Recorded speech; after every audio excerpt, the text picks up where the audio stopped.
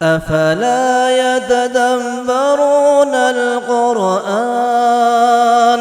ولو كان من عند غير الله لوجدوا فيه اختلافا كثيرا. بسم الله. السلام علیکم ورحمۃ اللہ وبرکاتہ. بسم اللہ. ان الحمد للہ والصلاة والسلام علی رسول اللہ. اما بعد. محترم حضرات، آج آپ کے سامنے 19واں پارہ وقال الذین کی تلاوت کی گئی ہے، جس میں سورہ فرقان، سورۃ الشعراء اور سورہ نمل مکمل تلاوت کی گئی ہے. ہم نے کل سورہ نور کا کچھ حصہ آپ کے سامنے رکھا تھا.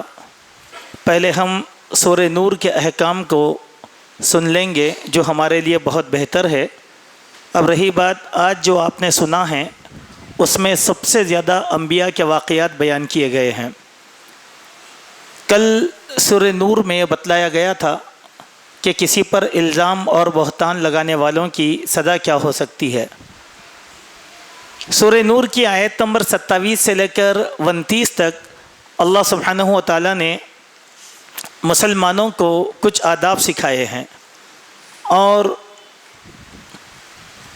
ان آداب میں اہل ایمان کو تعلیم دی گئی ہے کہ جب تم کسی قریبی مانوس کے گھروں میں داخل ہو جاؤ تو کس طریقے سے اور کس کے گھر میں ہم داخل ہو سکتے ہیں اور کس کے گھر میں ہم داخل نہیں ہو سکتے، اس بات کے احکام اللہ تبارک و تعالیٰ نے یہاں بیان فرمائے ہیں. اہل ایمان سے خطاب کر کے اللہ نے فرمایا یا ایھا الذین آمنوا لا تدخلوا بیوتا غیر بیوتکم حتی تستأنسوا. اے ایمان والو، اپنے گھر چھوڑ کر دوسروں کے گھروں میں ہرگز داخل نہ ہو. ہاں، ان گھروں میں تم داخل ہو سکتے ہو جو گھروں سے تم مانوس ہو. مانوس کے معنی ہمارے محرم مکانات، خالہ کا گھر ہے، ماموں کا گھر ہے، چاچا کا گھر ہے وغیرہ. یہ محرم مکانات ہیں جہاں سے ہم کو زیادہ انسیت ہوتی ہے. نانی کا گھر ہے، دادا کا گھر ہے وغیرہ، بھائی کا گھر ہے. ٹھیک ہے، تو کیا ہم بے تکے پن سے گھر میں اسی طریقے سے بغیر کھٹکا مارے یا دستک دیے کہ داخل ہو جائیں گے؟ ہرگز نہیں.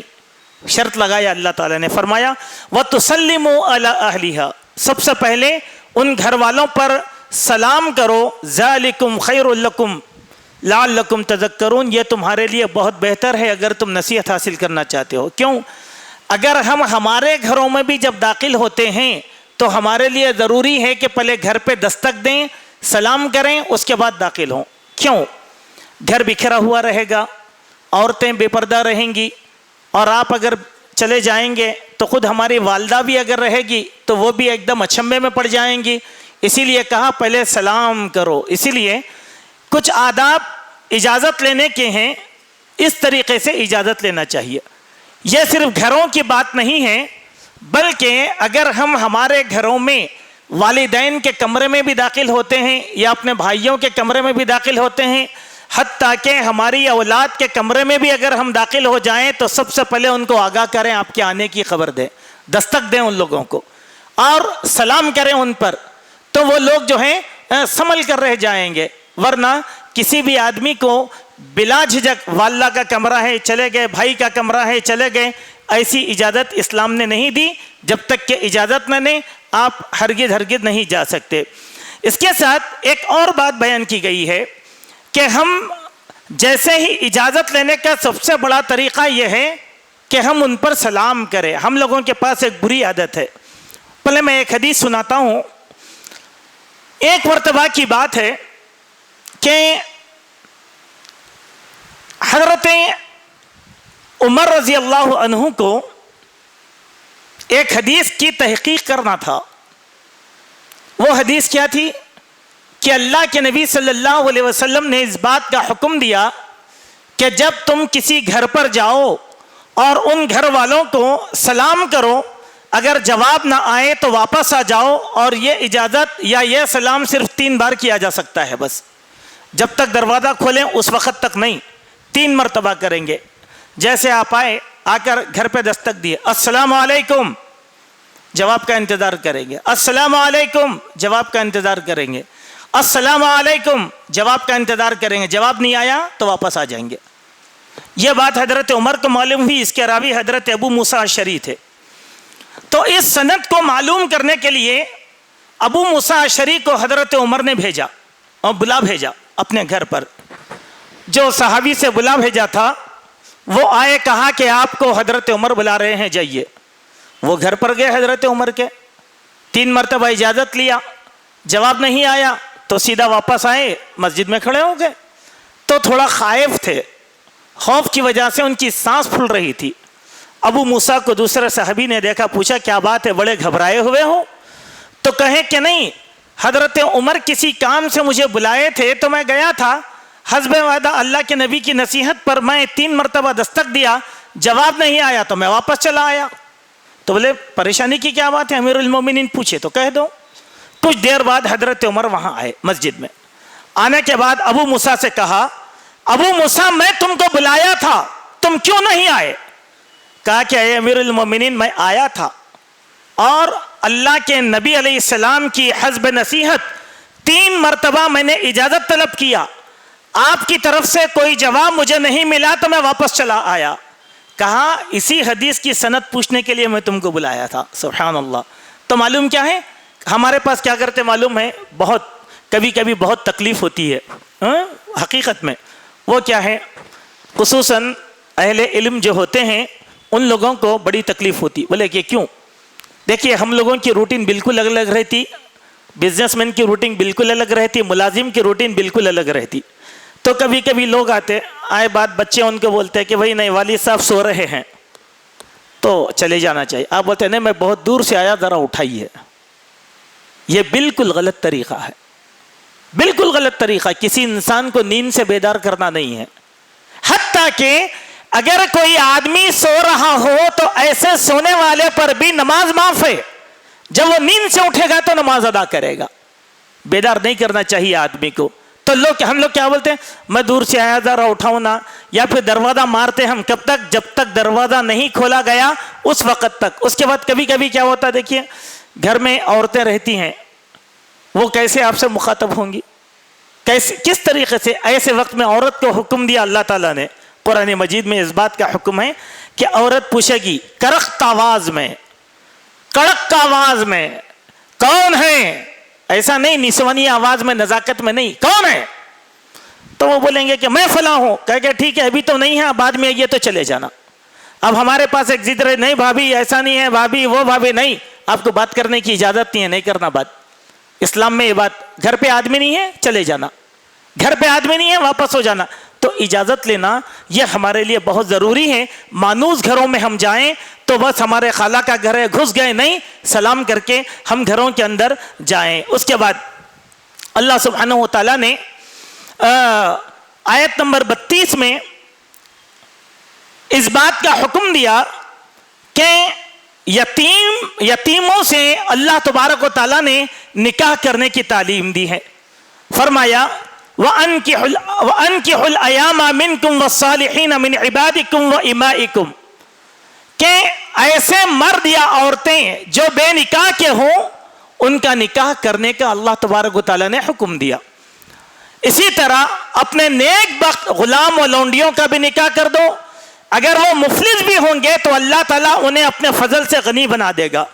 رسول اللہ صلی اللہ علیہ وسلم نے نوجوانوں کو نکاح کرنے کی ترغیب دی اور نکاح میں تاخیر کرنے سے زمین میں بڑے فساد اور فتنے کی خبر سنائی۔ مانا کیا ہے، چاہے یتیم ہو، چاہے بیوہ ہو، اور چاہے مطلقہ ہو، چاہے مخلعہ ہو، یا ایسے مرد یا عورتیں ہیں جو نکاح میں تاخیر کر رہے ہیں، اللہ نے حکم دیا کہ ان لوگوں کا نکاح کروا دو، فوراً نکاح کرواؤ۔ کیوں؟ نکاح عزت اور عصمت کی حفاظت کے لیے سب سے بڑا ذریعہ ہے۔ نہ صرف عزت اور عصمت بلکہ انسان کی سماجی زندگی میں نکاح کا سب سے بڑا عمل دخل ہے۔ کسی کا انتظار کیے بغیر آدمی کو جیسے ہی عمر ہوتی ہے نکاح کر لینا چاہیے۔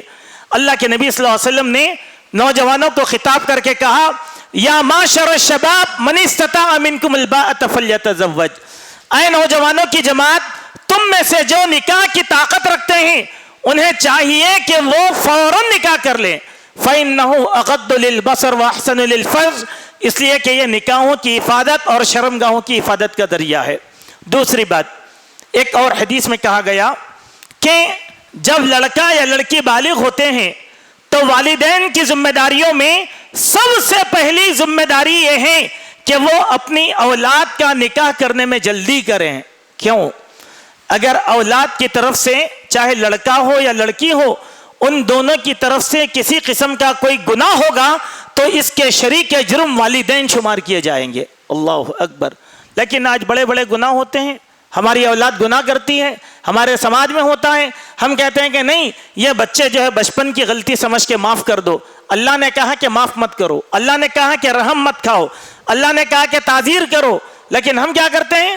معاف کر دیتے ہیں۔ نہیں، ایسا ظلم نہیں چلے گا، ایسا ظلم ہرگز ہرگز نہیں چلے گا۔ ایک اور بات اس موقع پر میں آپ کو بتا دینا چاہتا ہوں کہ اگر کسی لڑکے اور لڑکی نے نکاح نہ کرنے کی وجہ سے زنا جیسا برا عمل کیا ہے تو اب والدین کی ذمہ داری یہ ہوتی ہے سابقہ آیت کی مناسبت سے دونوں کا نکاح کروا دے، چونکہ دونوں بھی بدکار ہیں، بدکار کا نکاح بدکار کے ساتھ۔ لیکن ہم لوگ کیا کرتے؟ لڑکے کی بھی فحش کو چھپاتے، لڑکی کے بھی فحش کو چھپاتے، لڑکے کے فحش کو بھی چھپاتے اور لڑکی کے فحش کو بھی چھپاتے، اور یہ والدین کی طرف سے سب سے بڑا جرم ہے۔ یہ راز کبھی بھی افشا ہوگا تو زندگی کے کسی بھی قدم پر مسائل پیدا ہوں گے۔ آپ کو تعجب ہوگا، میں ایک واقعہ سرسری بتا دیتا ہوں۔ میرے پاس ایک فون آیا ایک مسئلہ پوچھنے کے لیے، میاں بیوی کا جھگڑا تھا، لڑکی حیدرآباد میں رہتی ہے، آدمی امریکہ میں رہتا ہے، تو بندہ امریکہ سے فون کیا۔ اب میاں بیوی کے نہیں جم رہی ہیں، لڑکی نے کہا کہ میں خلا لے لینا چاہ رہی ہوں، مجھ کو خلا دے دیجئے۔ لڑکا بولا کہ نہیں، میں تم کو خلا نہیں دینا چاہتا، بس خلاص تم رہو، جو بھی مسائل ہے میں حل کروں گا، تم رہو۔ جب باہیں مسائل نہیں جمے تو اس لڑکے نے ہم سے کہا کہ مولانا میں نے اس لڑکی کے لیے اتنی قربانیاں دیا، میں ایک بات کسی کو نہیں بتا سکتا جو آپ کو کہہ رہا ہوں، لڑکی کی عزت پہلے سے لٹ چکی تھی، یہ میرے علم میں تھا، اس کے باوجود بھی میں نے اس لڑکی کو ایکسپٹ کیا۔ جب یہ حادثہ مجھے معلوم ہوا میں نے برداشت کیا۔ اب اس سے مجھے 3 اولاد ہیں، لیکن لڑکی چاہتی ہے کہ مجھ سے علیحدگی اختیار کر لے۔ سبحان اللہ۔ دیکھیے آپ، ایسے حادثات ہوتے ہیں، بعد میں یہ چیزیں چھپنے والی نہیں ہوتی، تو لوگ پردہ ڈالنے کے بجائے شرعی طور پر انہوں نے جرم کر دیا، ان دونوں مجرمین کے آپس میں نکاح کروا دیا جائے، یہی شریعت کا حکم ہے۔ کسی پاک باز عورت کسی باز مرد کے لیے یہ رشتہ جائز ہرگز ہرگز نہیں ہو سکتا۔ اس لیے ہماری اولاد کا نکاح کرنے میں جلدی کریں تاکہ فحش اور منکرات پر قابو پایا جا سکے اور وہ اپنی ذمہ داریوں میں لگ جائیں۔ اس کے بعد اللہ تعالیٰ نے سورہ نور کی آیت نمبر 36 میں مساجد کا تذکرہ فرمایا کہ فی بیوت اذن اللہ ان ترفع ویذکر فیہا اسمہ۔ اللہ تبارک و تعالیٰ نے اپنے گھروں میں اس کے ذکر کو بلند کرنے کا حکم دیا کہ اس کا ذکر اس کے نام کے ساتھ بلند کیا جائے، اور اس کی صبح اور شام تسبیح بیان کی جائے۔ بعض نیک لوگ ایسے ہیں جو اپنی تجارت اور اپنے کاروباروں کو نظر انداز کر کے وہ اللہ تبارک و تعالیٰ کے ذکر میں اور نماز میں اور زکوٰۃ میں لگ جاتے ہیں، اور وہ لوگ اس دن سے ڈرتے ہیں جس دن آنکھیں پھترا جائیں گی اور قیامت کا دن واقع ہو جائے گا۔ سبحان اللہ۔ یہاں پر مساجد کو آباد رکھنے کا حکم دیا گیا ہے، تو مساجد کو کیسے آباد رکھیں؟ اللہ کے ذکر کے ذریعے سے، اللہ کے نام کے ذریعے سے۔ لیکن آج کیا ہوتا ہے، ہماری مسجدوں کو نماز کے فوراً بعد تالا ڈال دیا جاتا ہے، لوگوں کو ذکر کرنے کا موقع نہیں دیا جاتا، تلاوت کرنے کا موقع نہیں دیا جاتا، یا بعض مساجد کے ذمہ دار کہتے ہیں کہ چلیے نماز ہو گئی، سنن نوافل ختم، مسجد بند کرنا ہے، لہذا آپ چلے جائیں۔ کسی بھی مصلی کو مسجد سے اٹھانے کی اجازت نہیں ہے۔ کوئی مصلی جب تک بیٹھا رہے گا مسجد کے اندر وہ عبادت کی حالت میں رہے گا، اگر وہ مسجد میں سو بھی جائے گا تو عبادت کی حالت میں رہے گا۔ ہم کو مسجد کو اس کو ہٹانے کی اجازت ہرگز ہرگز نہیں ہے۔ کوئی مؤذن، کوئی خادم، کوئی متولی نہیں بول سکتا کہ چلیے چلیے ہو گیا. ہاں خود چلے جانے کے بعد آپ مسجد کو تالا ڈال دیجئے، لیکن اپنی طرف سے ہرگز نہیں. اس بات کی شریعت اسلامیہ نے ہرگز ہرگز اجازت نہیں دی. کیوں؟ وہاں اللہ کا ذکر کیا جاتا ہے. ایک دوسری بات، اب مساجد میں قرآن کی تلاوت کم ہونے لگی، لیکن نعتوں کی مجلسوں سے، غزلوں کی مجلسوں سے، غیر اللہ کے ذکر سے مسجدوں کو آباد رکھا جا رہا ہے. یہ مطلق طور پر غلط بات ہے، یہ مطلق طور پر غلط بات ہے. نہیں، اللہ کے گھر میں اللہ کا ذکر. سورہ جن میں اللہ نے کہا وَأَنَّ الْمَسَاجِدَ لِلَّهِ، بے شک مسجدیں اللہ کا گھر ہیں، اور اللہ کے گھروں میں اللہ کے علاوہ کسی کا آوازہ بلند نہیں کیا جائے گا. لیکن آپ دیکھیں ہمارے پاس کس طریقے سے غیر اللہ کا چرچا مسجدوں سے ہوتا ہے. حتیٰ کہ اللہ کے نبی نے اس بات کی اجازت نہیں دی کہ اگر مسجد میں کسی کا کوئی سامان اگر کھو جائے اس کے اعلان کرنے کی بھی اجازت نہیں ہے. اللہ اکبر. نمبر ایک. نمبر دو، کسی آدمی کو مسجد میں کھڑے ہو کر تجارت کرنے کی بھی اجازت نہیں ہے. نمبر تین، اگر کوئی مسلمان کی وفات ہو جاتی ہے، مسجد کے اسپیکروں سے، اس کے جو ہے میناروں سے میت کے وقت کا اعلان کرنے کی بھی اجازت نہیں ہے. لیکن یہ سب ہوتا ہمارے پاس. مسجد کا اعلان، مسجد کا اسپیکر کھول دیے اور جو اعلان کرتے ہیں فلاں ابن فلاں کا انتقال ہو گیا، انہوں رشتے میں ان کے فلاں فلاں تھے، ان کی نماز جنازہ فلاں وقت. یہ مسجد کے میناروں سے جائز نہیں ہے، نہیں ہے. یہاں تو صرف اللہ اکبر کی صدا لگائی جائے گی. اب چلتی جہالت کا زمانہ ایسے ہو گیا، غیر اللہ کے ناموں کا تذکرہ مسجدوں کے ذریعے سے ہوتا ہے. کہا جاتا ہے کہ یا شیخ عبد القادر جیلانی شیئن للہ، یہ اگر آپ اپنے گھر سے کہہ لیں تو یہ آپ کا معاملہ ہے، لیکن اللہ کے گھر سے کسی مخلوق کی آواز بلند ہرگز نہیں کی جائے گی. لیکن یہ ہمارے پاس ہوتا ہے. اللہ تبارک و تعالیٰ نے اس سے منع کر دیا. مسجدوں میں صرف اللہ کا ذکر ہوگا، اللہ کی بات ہوگی، اللہ کے ناموں کی بات ہوگی، اللہ کا ذکر اونچا کیا جائے گا، دعائیں لوگ کریں گے، نمازیں پڑھیں گے، تلاوت قرآن مجید کریں گے. یہ ہے کیونکہ وَلَذِكْرُ اللَّهِ اکبر، سب سے بلند والا ذکر اللہ سبحانہ و تعالیٰ کا ہے. اس کے بعد ایک اور آیت سے ہمارا گزر ہوا، آیت نمبر 45 سے، جس میں اللہ سبحانہ و تعالیٰ نے مخلوقات کا تذکرہ فرمایا ہے. میرے بھائی، جب آپ ٹھنڈے دل کے ساتھ قرآن کی اس آیت کو غور و فکر کے ساتھ پڑھیں گے تو یہ آیت کہیں نہ کہیں ہمارے دماغوں کو جھنجھوڑ دیتی ہے. اللہ تعالیٰ نے اس میں تخلیق انسانی کی رموز بیان فرمائے ہیں. کیا کہا اللہ نے؟ واللہ خلق کل دابۃ من ماء، اللہ تعالیٰ نے پیدا کیا ہر جانور کو پانی کے ذریعے سے. سبحان اللہ. چاہے وہ انڈے دینے والا ہو، چاہے اولاد جننے والا ہو، کسی بھی طریقے سے ہو، انسان ہو، کیڑے ہوں، مکوڑے ہوں، درندے ہوں، پرندے ہوں، چرندے ہوں، یہ سب کی تخلیق کا آغاز کہاں سے ہوا؟ پانی کے ذریعے سے. یہ بات اللہ نے کہا واللہ خلق کل دابۃ من ماء. اچھا ٹھیک ہے. اس کے بعد اللہ نے کیا کہا؟ فَمِنْهُمْ مَنْ يَمْشِي عَلَى بَطْنِهِ، کچھ جانور تو ایسے ہیں جو اپنے پیٹ کو رگڑ کر چلتے ہیں. چھوٹے چھوٹے کیڑے، گوم، سانپ کیسے چلتے ہیں؟ اپنے پیٹ کو رگڑ کر چلتے ہیں. اچھا. اس کے بعد کہا وَمِنْهُمْ مَنْ يَمْشِي عَلَى رِجْلَيْنِ، کچھ جانور ایسے ہیں جو دو پیروں پر چلتے ہیں. سبحان اللہ. دو پیر. مرغی دیکھیے آپ، یا جتنے پرندے ہیں وہ سارے کے سارے دو پیر والے ہیں. کبھی آپ نے چار پیر والا پرندہ نہیں دیکھا. پھر اس کے بعد فرمایا وَمِنْهُمْ مَنْ يَمْشِي عَلَى أَرْبَعٍ، بعض جانور ایسے ہیں جو چار پیروں پر چلتے ہیں. چار پیروں پر. دیکھیے اللہ تعالیٰ کی تعبیر دیکھیے، پیٹ سے چلنے والے، دو پیروں سے چلنے والے، چار پیروں سے چلنے والے. يَخْلُقُ اللَّهُ مَا يَشَاءُ، اللہ جو چاہتا ہے پیدا کر لیتا ہے. سبحان اللہ. اللہ جو چاہتا ہے پیدا کر لیتا ہے. ان اللہ علی کل شیء قدیر، اللہ تبارک و تعالیٰ ہر چیز پر قدرت رکھنے والا ہے. سبحان اللہ و بحمدی. اللہ کی جتنی تعریف کی جائے وہ بہت کم ہے. یہ اللہ تبارک و تعالیٰ کی تخلیقات کا انداز ہے. آپ دیکھیں مچھلی کو، دیکھیں آپ، مچھلی کو تو پیر ہی نہیں ہے، مچھلی کو پیر نہیں ہے، اور مچھلی رہتی بھی ہے پانی میں.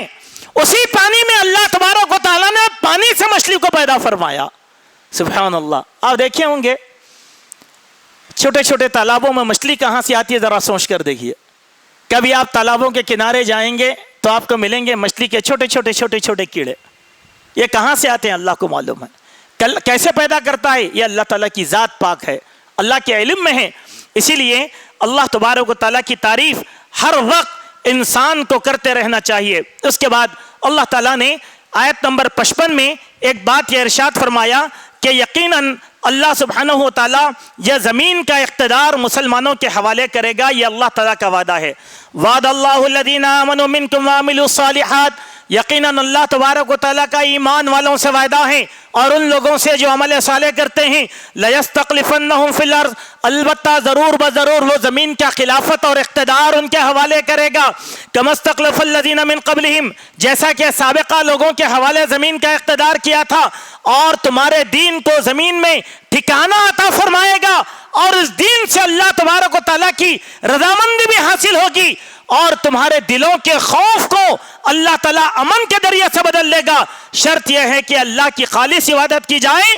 याबुदूननी ला युशरिकून बी शैया, अल्लाह की इबादत की जाए और अल्लाह की ज़ात में किसी को शरीक ना किया जाए। माने क्या है, आज हमारे वो भाई जो जमीन पे इक़्तिदार कायम करना चाहते हैं, पहले खालिस इबादत अल्लाह की करो, शिर्क को पहचानो, शिर्क छोड़ दो, अल्लाह की खालिस इबादत करो, तो अल्लाह ताला का वायदा है दिलों का खौफ भी दूर करेगा और अल्लाह तबारक व तआला जमीन का इक़्तिदार भी अता फरमाएगा। एक छोटी सी बात, आज हमारे पास फिरका परस्त भाई कहते हैं कि आइंदा हमारे मुल्क में चंद सालों के बाद मुसलमानों का इक़्तिदार होगा, इसीलिए कि मुसलमानों की आबादी बढ़ते जा रही है। इस पर डिबेट भी हुए, मीडिया डिबेट्स। उन लोगों को यह पैगाम है, मुसलमान पूरी दुनिया में हुकूमत करते रहे तो माइनॉरिटी में थे। हमारे मुल्क में जब मुसलमान 7% थे तो 1000 साल तक हुकूमत करे। आज तो 24% हैं, आज तो 24% हैं। हमको इक़्तिदार की जिद्दोजहद करने की कोशिश नहीं है। अगर हम मुवहिद बन जाएंगे तो अल्लाह ताला इक़्तिदार हमारे कदमों में डाल देगा। सुभान अल्लाह। आज हमारे दरमियान खौफ है, मॉब लिंचिंग का खौफ है, कई खौफ आज हुकूमतें हमारे दिलों में बैठ रही हैं। इससे हमें घबराने की जरूरत नहीं। एक हुकूमत आएगी जाएगी तो दूसरी हुकूमत आएगी, इसके कानून वो कलअदम करेगी, इसके कानून वो कलअदम करेगी। हमें ऐसी गीदड़ भपकियों से घबराने की जरूरत नहीं। क्यों? हमारी तकदीर अल्लाह के हाथ में है, हमारी इज्जत अल्लाह के हाथ में है, हमारी जिल्लत अल्लाह के हाथ में है। कोई हमें ना वोट से महरूम करेगा ना नोट से महरूम करेगा। अल्लाह नाराज होगा तो हर चीज से महरूम कर देगा। ये अल्लाह का वायदा है। आज ये डरा रहे हैं। अल्लाह कहते हैं कि तुम खालिस मेरी इबादत करो, मैं तुम्हारे दिलों के खौफ को दूर कर दूंगा। सुभान अल्लाह, क्या प्यारी बात है। आदमी करेगा क्या? आप बताए करेगा क्या? जो दुनिया में हुआ उसूल वही होगा। क्या करेगा? ज्यादा से ज्यादा कत्ले आम करेगा, उससे ज्यादा क्या होगा? उससे बोल के तो कुछ नहीं होगा ना, सिर्फ कत्ल करेगा। गरनाता में कत्ल किए, क्या हुआ? आज इस्लाम का बोलबाला है। गरनाता में रशिया से इक़्तिदार खत्म करे, क्या हुआ? आज वहां पर मुसलमानों की 17 रियासतें अलहदा हो गई। कल ऐसे ही होगा पूरी दुनिया के अंदर, कुछ होने वाला नहीं है। आखिरी हद मौत, मौत से बढ़कर क्या करेगा आदमी। इसीलिए किसी शायर ने कहा था कि मौत की धमकियां न दे मुझको, मौत आता नहीं है आती है। इससे धमकियों की जरूरत ही नहीं, वो तो आने वाली है। हर मुसलमान का यह अकीदा है कि अल्लाह सुब्हानहु व तआला ने हमको इसीलिए पैदा किया कि हम मरने वाले हैं। पैदाइश के साथ हमारी मौत तैयार है, डरने की क्या बात है। कभी हवाई जहाज में मरेंगे, बिस्तर में मरेंगे, बीमारियों में मरेंगे, या किसी गैर मुस्लिम का शिकार हो के, मॉब लिंचिंग का शिकार हो के मरेंगे। जो तकदीर में लिखा वही होने वाला है। उसके बाद आप देखें अल्लाह तबारक व तआला ने आयत नंबर 58 में एक बात बयान फरमाया कि 3 औकात ऐसे हैं जिन औकात के अंदर हम लोगों को इजाजत लेना बहुत ज्यादा जरूरी है। घरों में जाने की इजाजत 3 औकात में। इसके माने क्या है? 3 औकात ऐसे हैं जहां पर हम जाकर लोगों को डिस्टर्ब ही ना करें। इजाजत तो दूर की बात, पहले तो डिस्टर्ब ना करें। अगर आपको कोई काम आए तो 3 औकात के अंदर इजाजत लेना, यह किसके लिए? करीबी रिश्तेदारों के लिए अहकाम है, दूर के तो बहुत बड़ी बात है। क्या कहा अल्लाह तबारक व तआला ने? अल्लाह ताला फरमाते हैं कि 3 औकात कौन से हैं? फजर की नमाज से पहले, فجر کی نماز سے پہلے آپ اگر کسی کے گھر جاتے ہیں اپنے رشتہ داروں کے تو ان سے اجازت لینا ہے. پہلے تو دستک دے کے اجازت دی جاتی تھی, اب آپ کے پاس موبائل ہے, فون کریے, اجازت لیجئے, میں آپ کے گھر آنا چاہتا ہوں, آؤں یا نہ آؤں. ٹھیک ہے. نمبر 2 فرمایا بعد نماز ظہر جب تم آرام کرتے ہو اور روز مرہ کا لباس تبدیل کر کے سونے کا لباس پہن کر میں بستر پر جا رہا ہوں خیلولہ کرنے کے لیے, اور آپ آ کر بغیر اجازت کے دستک دیں, جائز نہیں ہے. آپ کا کام کیا ہے؟ دوپہر میں ظہر کی نماز کے بعد اجازت لینا آنے کی. نمبر 3 عشاء کی نماز کے بعد. عشاء کی دیکھیے فجر سے پہلے, ظہر کے بعد, عشاء کے بعد, یہ 3 اوقات میں اجازت لینا ہے. ٹھیک ہے. آپ ادھر سے آ گئے, جاتے جاتے بھی آپ میرے گھر پہ دستک نہیں دے سکتے. بعض لوگ کرتے, ارے نہیں شیخ ادھر سے جا رہا تھا, سوچا آپ سے ملاقات کر لوں.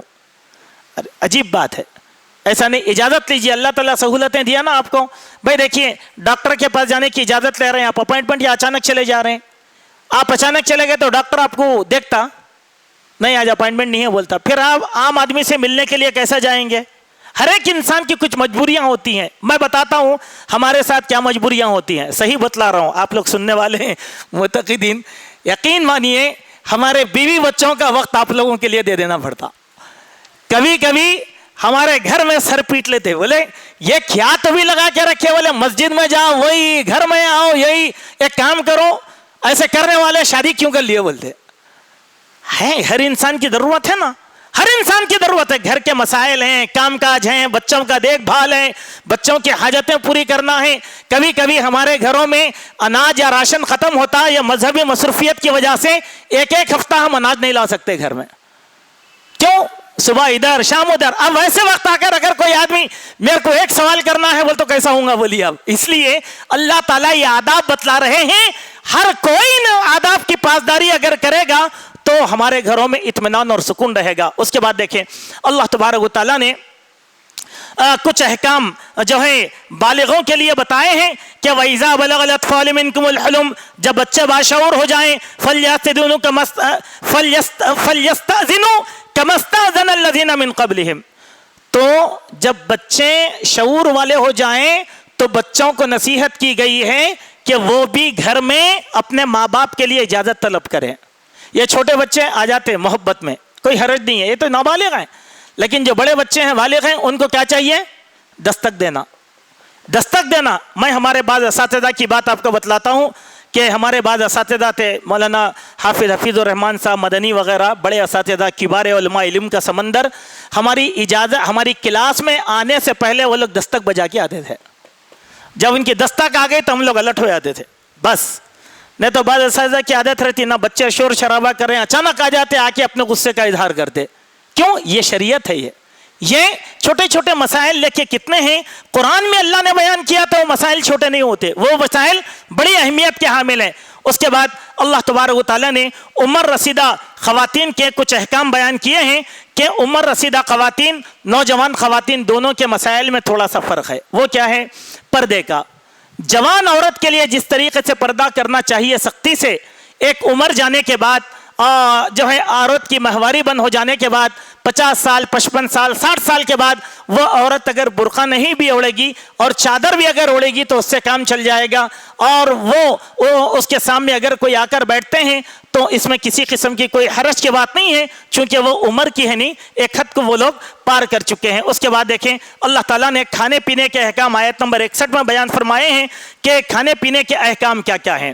کھانے پینے کے احکام, کہاں کھانا چاہیے کہاں نہیں کھانا چاہیے. دیکھیے اللہ کی مہربانی کتنی بڑی ہے. دیکھیے کہاں کھانا چاہیے کہاں نہیں کھانا چاہیے, یہ بھی بات اللہ تبارک و تعالیٰ نے ہم لوگوں کو بتا دیا کہ دیکھیے تم وہاں مت کھاؤ یا کسی بھی چیز کی خالق نہ ہو وہ معبود نہیں ہو سکتی. نمبر 2, جو چیز خود پیدا شدہ ہو یا مخلوق ہو وہ کبھی بھی الہ نہیں ہو سکتی. نمبر 3, جو ہستی کسی دوسرے کو فائدہ یا نقصان نہ پہنچا سکتی ہو بالفاظ دیگر وہ حاجت روا یا مشکل کشا نہ ہو وہ الہ نہیں بن سکتی. چوتھی بات، جو چیز اپنے ہی نفع یا نقصان کی مالک نہ ہو اور دوسرے کسی کی حاجت روا یا مشکل کشائی نہیں کہ ہو سکتی۔ نمبر 5، وہ چیز کسی زندہ چیز کو مار بھی سکتی ہو اور کسی مردہ چیز کو زندہ بھی کر سکتی ہو تو وہ الہیت رکھتی ہے۔ زندہ کو مارنا، مردے کو زندہ کرنا، اس سے یہ سارے کے سارے بے بس ہیں۔ اللہ تبارک و تعالیٰ کی الوہیت میں یہ ساری چیزیں داخل ہیں۔ اللہ تبارک و تعالیٰ الہ ہے، لہذا ان چیزوں پر اللہ تبارک و تعالیٰ قادر ہے۔ اس کے بعد آج جو درس دیا گیا اس کا خلاصہ یہ ہے کہ اس میں سورہ فرقان کی کچھ آیتیں جو ہیں تلاوت بیان کی گئی ہیں، جس میں سے ایک آیت بڑی اہم ہے، وہ نفس کے غلاموں کے لیے ہے۔ کہا افرأیت من اتخذ الہہ ہوا، اے نبی کیا آپ نے اس آدمی کو نہیں دیکھا جو اپنے نفس کی غلامی کر رہا ہے؟ سبحان اللہ۔ اسی لیے نفسانی خواہشات سے اسلام نے بچا لیا۔ میرا دل خوش ہوا، میرے دل کی مرضی، یہ ہمارے دین میں نہیں ہے۔ اس کے بعد یہاں ایک بہت اہم بات سورہ شعراء میں بیان کی گئی ہے۔ اس کے بعد سورہ شعراء شروع ہوا جس میں حضرت موسیٰ اور ہارون کا تذکرہ کیا گیا، حضرت ابراہیم کا واقعہ، نوح علیہ السلام کا واقعہ، قوم عاد، قوم صالح، قوم لوط، قوم شعیب کا تذکرہ اللہ تبارک و تعالیٰ نے کیا، اور اس کے اخیر میں اللہ تبارک و تعالیٰ نے شعراء کی مذمت بیان فرمائی۔ یہ شعراء جو دراصل ہیں وہ خالی خواب و خیالات میں کھوئے ہوئے رہتے ہیں، اس سے بڑھ کے کوئی چیز نہیں ہے شعراء کی۔ وَالشُّعَرَاءُ يَتَّبِعُهُمُ الْغَاوُونَ، شعراء وہ ہیں جن کی پیروی بھٹکے ہوئے گمراہ لوگ کرتے ہیں۔ اللہ اکبر۔ اس کے معنی شعر مطلق حرام نہیں ہے۔ شعراء تو وہ بھی ہیں جو صحابہ کی صف میں تھے۔ حسان ابن ثابت بڑے شاعر تھے، حضرت علی شاعر تھے، حضرت فاطمہ شاعرہ تھیں، حضرت عائشہ شاعرہ تھیں، لیکن ان کی شاعری میں رقص تھا، قومی غیرت تھی، جیسے اقبال کی شاعری ہے جس میں بے حیائی نہیں ہے۔ شاعری سے مراد گانوں کی شاعری، غزلوں کی شاعری، نظموں کی شاعری، وقت گزاری کی شاعری، یہ شاعری اسلام میں جائز نہیں ہے۔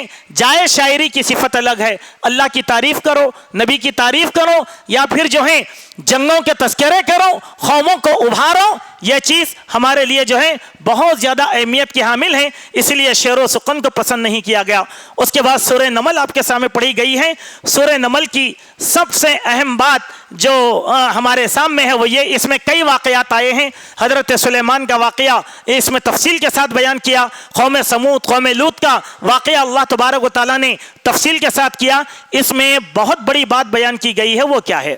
اس بات کو اگر ہم سمجھ جائیں تو بس ہمارے لیے کافی ہے۔ توحید کی بہت بڑی بات وہ کیا ہے؟ سلیمان علیہ السلام کا ایک لشکری پرندہ ہدہد ایک عورت کو دیکھا جو بڑی بادشاہ تھی، اور اس عورت کو دیکھ کر وہ بڑا تعجب میں پڑ گیا۔ ہوا کیا تھا؟ اس کی قوم اس عورت کو سجدہ کر رہی تھی۔ وہ سلیمان کے پاس آیا اور آ کر کہا، میں ایک عورت کو دیکھا اور اس کے پاس اللہ کی ساری نعمتیں ہیں، لیکن مجھے یہ تعجب ہوا کہ اس کی قوم اس کو سجدہ کر رہی ہے، وہ کیسا سجدہ کر سکتے ہیں اللہ کو چھوڑ کر غیر اللہ کے لیے؟ اللہ اکبر۔ غیر اللہ کے سجدے پر ہدہد کو تعجب ہوا، لیکن ہمارے لوگوں کو تعجب نہیں ہے جو غیر اللہ کے سامنے سجدہ کر رہے ہیں۔ سجدہ اللہ کے لیے خاص ہے۔ نماز کس چیز کا نام ہے؟ آپ سے ایک سوال ہے، سجدے کے بغیر نماز ہو سکتی؟ اللہ کی خاص عبادت۔ رکوع کے بغیر نماز ہو سکتی؟